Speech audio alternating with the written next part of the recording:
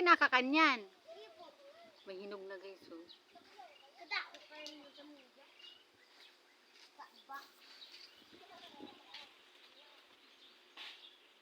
Din sa amin, sa kapitbahay ko yun. Napusok pa. Saan?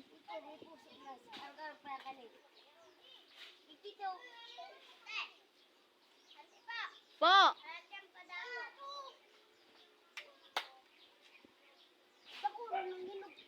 Yung nga ni, nag-aagi dyan si Papa mo din, nahihiling.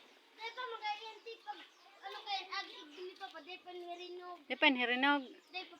Ita, maagad pati. Ay, nako. So, ayan guys, nakarating na nga ako dito sa garden ng kapitbahay ko. At tingnan nyo guys yung saging. Pinutol nila, tapos tumubo ulit, tapos punga na agad.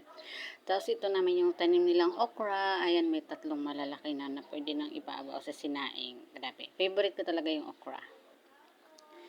Kaso hindi yung yung sa akin baby pa. So, ayan. O, diba?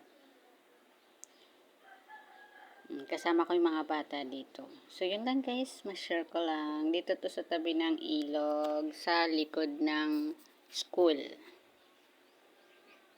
So, yun lang guys. Bye-bye. Thank you for watching.